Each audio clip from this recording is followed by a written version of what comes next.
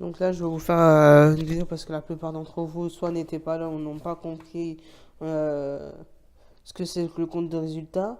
Donc normalement, ce qu'on a appris jusqu'à maintenant, c'est que le bilan qu'on fait en classe, c'est de la classe 1 à la classe 5. Je vais vous expliquer pour ceux qui ont oublié. La classe 1, donc tout ce qui est compte de capitaux, donc tout ce qui est le truc de capital, les emprunts, les emprunts bancaires avec le résultat, s'il est négatif ou positif. N'oubliez pas que si c'est positif, c'est un bénéfice, si c'est négatif, c'est une perte. Jusqu'à la classe 5, compte financier, où il y a la caisse, la banque et puis le chèque postaux. Là maintenant, il y a un truc qu'on n'a pas vu. Vous voyez, ici, déjà en haut, normalement, il devrait être spécifié compte bilan. Donc, vous ne pouvez pas vous tromper, parce que ça va jusqu'au compte 5. Là, ça va jusqu'au compte 5. Donc, ça veut dire que vous ne pouvez pas vous tromper. Mais il y a un autre truc qu'on va faire, c'est ce qu'on a fait aujourd'hui. C'est le compte de résultat, mais sur votre bilan, il y a écrit compte de gestion. C'est seulement la classe 6 et 7. Donc, comme je vous ai dit, le bilan. Quand on faisait un bilan, n'est-ce pas, on utilisait les classes 1, 2, 3, 4, 5. Mais le compte de résultat, il n'y a rien d'autre que le compte 6 et 7. Ce papier, il est comme ça. Il a écrit son nom dessus parce que c'est lui qui l'a fait. Et en fait, c'est en fonction de l'énoncé qu'il nous a donné, on devait calculer. Enfin, d'abord, il n'y a pas de classement comme on faisait avant. Par exemple, quand on prenait, si vous vous rappelez bien pour faire le bilan, on faisait d'abord la question 1 et 2, c'était des espèces de tableaux dans lesquels on écrit par ordre, les comptes avec leur numéro.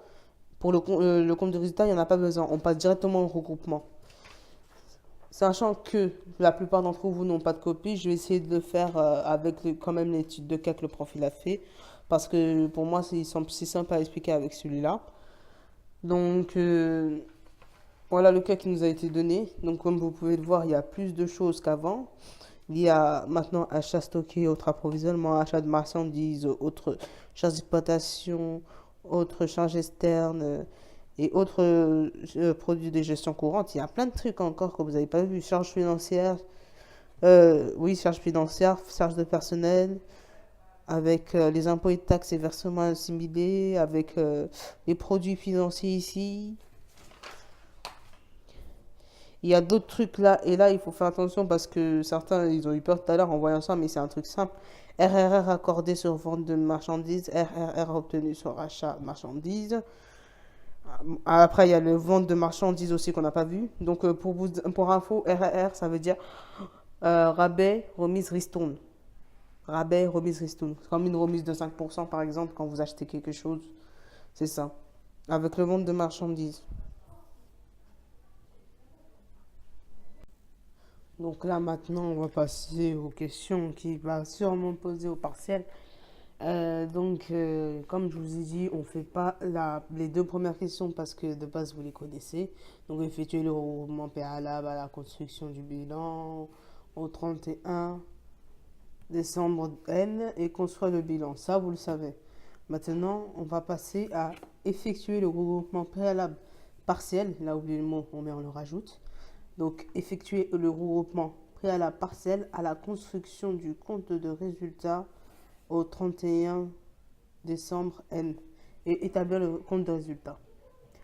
Donc, comme je vous ai dit avant, le compte résultat concerne simplement la classe 7 et 6. La classe 6 et 7 plutôt. Donc, si vous faites un compte de résultat et qu'il y a un numéro compte qui n'est ni dans la classe 6 ni dans la classe 7, c'est une erreur, ça va dans le bilan. Donc moi je vous le dis, il faut que ce soit de la classe 6 et 7. Donc là maintenant je vais vous montrer la feuille qui nous a donné pour, euh, pour faire ce regroupement. Et après on va prendre l'exercice pour mieux expliquer parce que on vous pose comme ça, mais vous allez rien comprendre. Donc, attendez. Donc, en gros, voilà, il y a écrit modèle de regroupement partiel du compte de résultat. Donc, ça veut dire que c'est celui-là que ça fait. Donc, il est un peu plus différent que l'autre parce qu'il y a moins de choses déjà à écrire, il faut le dire. Donc, d'abord, on va commencer par la variation des stocks. La variation des stocks va se mettre dans le compte de résultat. Donc, le compte de résultat, c'est ça, comme je vous ai dit auparavant. Et il va se mettre dans les charges où il y a écrit variation de stock. Donc la variation de stock peut être négative et je vais vous expliquer pourquoi. Mais d'abord, avant toute chose, avant de savoir où ranger quoi, c'est d'abord le stock, la variation des stocks. Donc, je pense que plutôt pour vous expliquer, je vais prendre avec l'exemple qu'on avait en classe. Le cas plutôt qu'on avait en classe. Donc, variation de stock, donc, y compris dedans le stock de marchandises, stock initial au 1er janvier, j'ai oublié d'écrire ici, au 1er janvier N, et stock final au 31 décembre M. Déjà, pour les stocks initiaux, on va aller dans plutôt dans l'étude de cas qu'il nous a donné. Donc, vous ne l'avez pas, mais c'est l'étude de cas numéro 7. Donc, vu que maintenant nous avons la classe 6 et 7, c'est débit et crédit. Mais c'est toujours le même principe que bien et dette. Hein. Mais ne faites pas gaffe à ça. Pour l'instant, ce qu'il faut faire attention, c'est surtout à ça. Donc, au regroupement du compte des résultats. Donc, d'abord, comme j'ai dit, on va faire stock de marchandises. Stock initial, c'est quoi? En fait, c'est donné dans le tableau. C'est donné dans le tableau. Il y a écrit stock de marchandises 74 142 dans notre exemple à nous. Stock de marchandises. Donc, ce qu'on a fait, c'est qu'on l'a mis au stock initiaux. Et normalement, il nous a bien dit normalement qu'il nous donnera des infos complémentaires pour les stocks finaux. Dans le stock finaux, regardez. Donc, pour une information complémentaire, normalement, il y a écrit les stocks au 31 décembre N et des suivants. Stock de marchandises 80 725. Donc, c'est ça les stocks finaux. C'est ce qu'on a à la fin. On le met ici. Et ensuite, on fait le calcul. Stock initial moins stock finaux. Et ça te donne une variation de stock. Alors, nous, tout à l'heure, on a fait le calcul. Attendez, je retrouve ma feuille.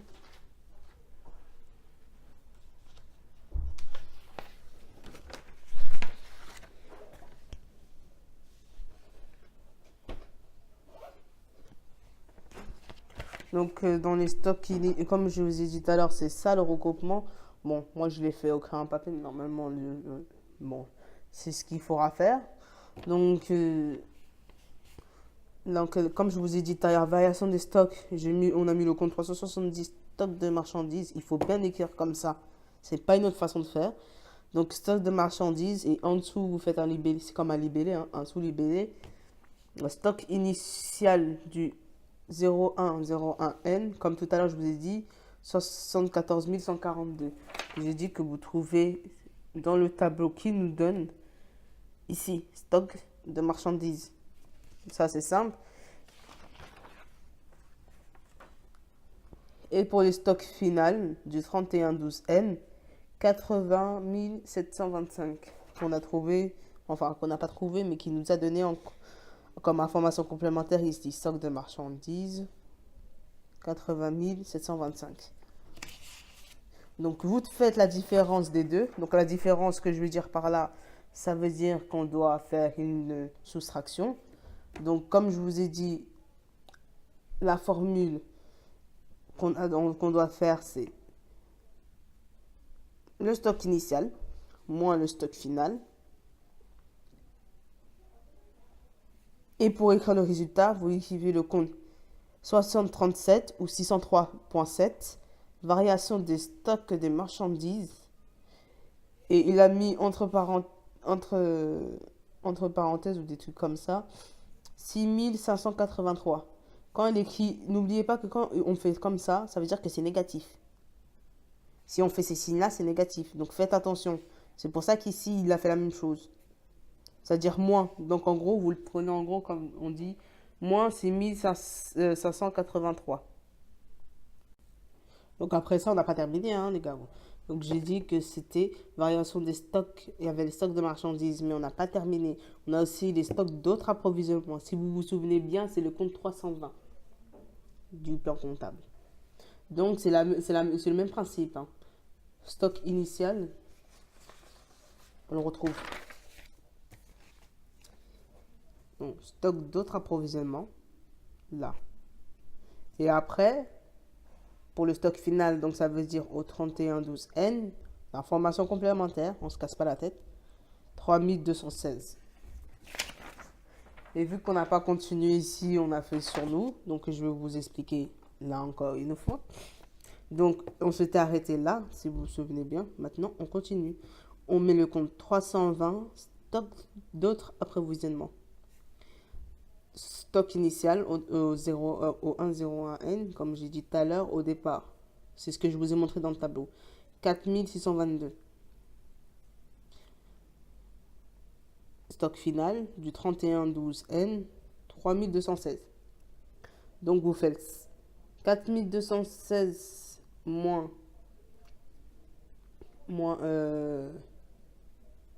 3216 et ça va vous trouver normalement 1403. En fait, il y a une erreur, c'est pas 1403, en fait, c'est 1406.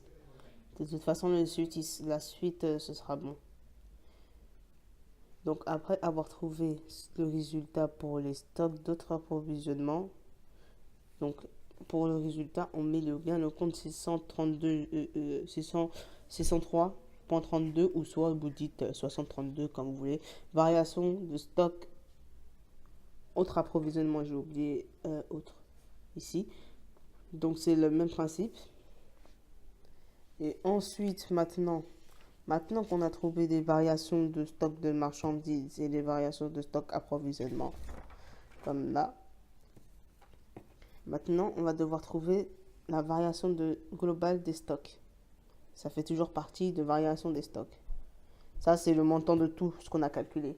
Donc tout simplement, on prend le résultat qu'on a trouvé.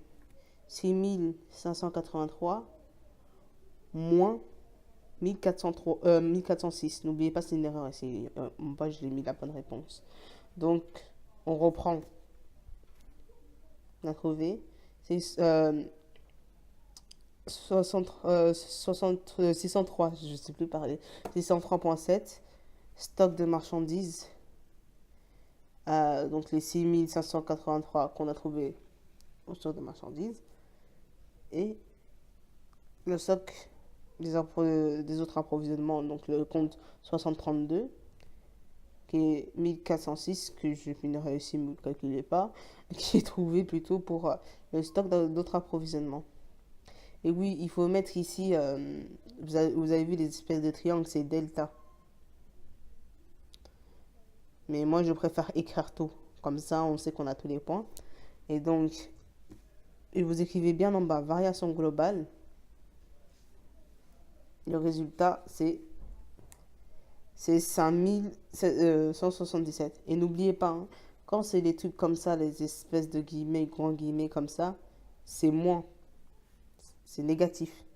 Ça veut dire qu'on dit moins 6583. Donc ici, on dit moins 5177.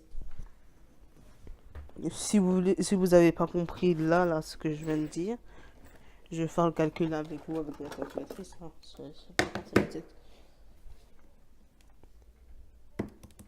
Donc, Comme je disais, le résultat en haut, il était négatif. Donc, moins 6000.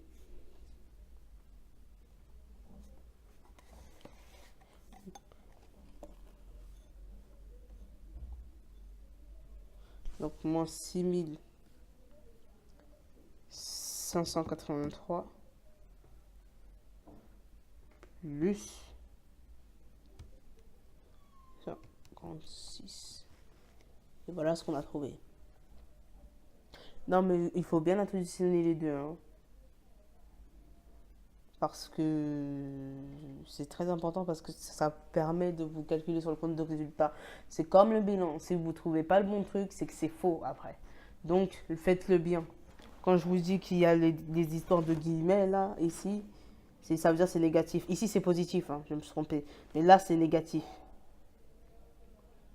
Garde bien, au départ, on en a moins qu'à l'arrivée. Donc, ce sera négatif. Ici, bon, c'est l'inverse. C'est qu'au départ, il y en avait plus. Et à la fin, on en a moins. Donc, c'est positif. Donc, tu fais moins 6583 plus 1406. Et tu trouves moins 5177. C'est ce qu'on a trouvé aussi sur la calculatrice. C'est comme ça qu'on a trouvé. Après ça, c'est pas fini. Après ça, maintenant avoir fait la catégorie variation des stocks, on va faire maintenant la catégorie achat. Donc tout ce qui est achat de marchandises. Donc là, vous allez voir le RRR obtenu sur marchandises. C'est ce qu'on trouve sur ce tableau. Le RRR marchandises. Normalement, vous devez le voir. Je vais mettre avec vous, on va directement droit au but, normalement. Ils ont dit RRR obtenu sur marchandises.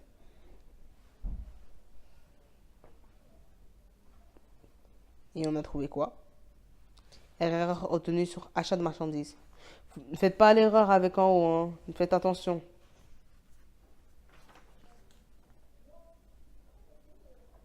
Donc c'est 12,96. C'est bien, celui-là. Ne faites pas l'erreur de prendre celui de vente, parce que vente, c'est pour autre chose. Là, on est sur les achats, n'oubliez pas. Donc c'est achat de marchandises. RRR, donc je rappelle que c'est rabais, remise, ristourne, obtenu sur l'achat, sur achat de marchandises. Donc 12 096.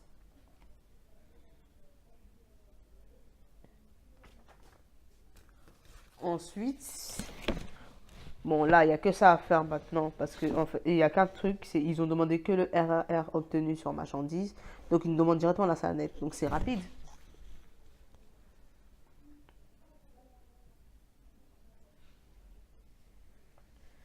Parce que l'achat de marchandises, on l'a aussi. Ah oui, j'ai oublié de me montrer en plus. L'achat de marchandises, il est ici. C'est 275 888. Donc, on va reprendre ma feuille de calcul.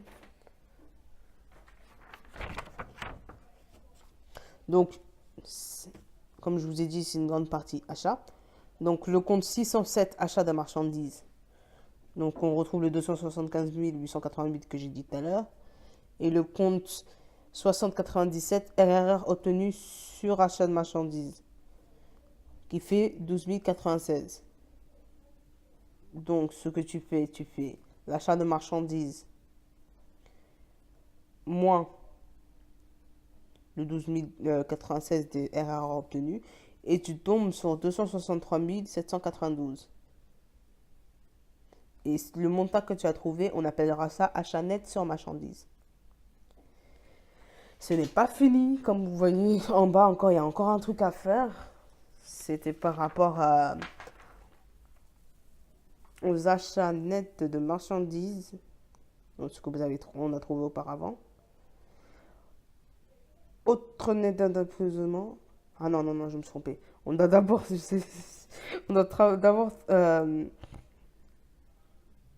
calculer les achats d'autres approvisionnements. Bien évidemment, sinon tu peux pas faire ça. Donc tu fais la même chose que ça. Donc ça veut dire que tu prends les achats d'autres approvisionnements. Oui, je retrouve la feuille.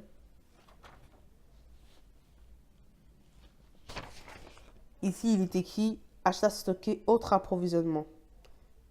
Là. Donc, c'est 16 904. Et les autres nets d'approvisionnement. Non. À chaque fois, je fais l'erreur. Avec les achats nets. Bon, ce que tu vas faire.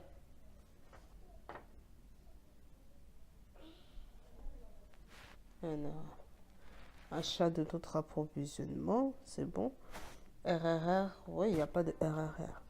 Ouais, donc, comme je vous ai dit, il y a des choses qu'on peut écrire, mais qui ne viennent pas forcément dans le bilan. Donc, comme je dis, compte 602 achats d'autres approvisionnements, 16 904.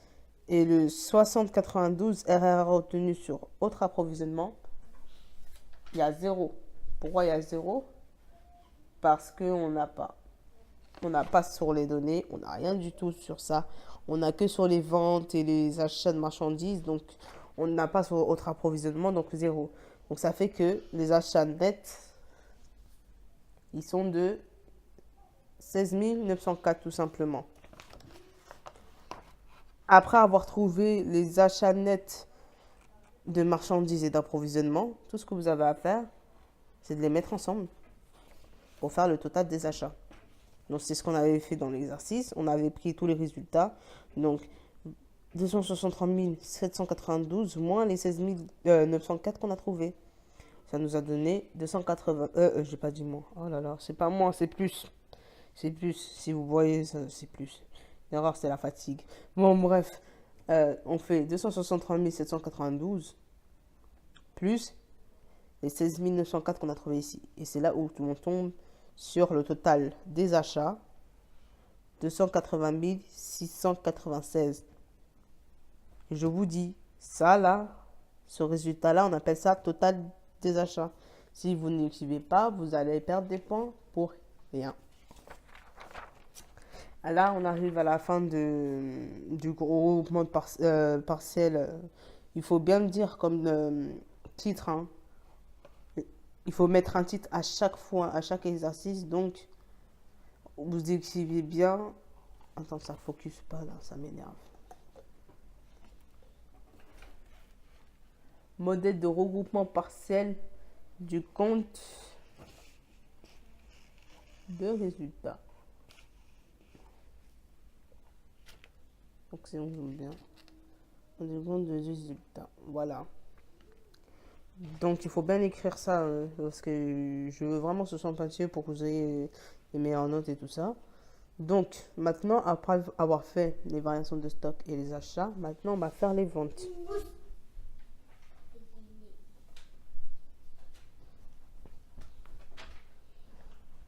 Donc, maintenant, comme il est dit, on va chercher les ventes de marchandises. Les ventes de marchandises, tout à l'heure, je vous ai dit, c'était un nouveau compte qu'on avait ajouté. C'est normalement le compte 7. Donc, maintenant, on va enfin avoir le compte 7. Voilà. Vente de marchandises, c'est le compte 707.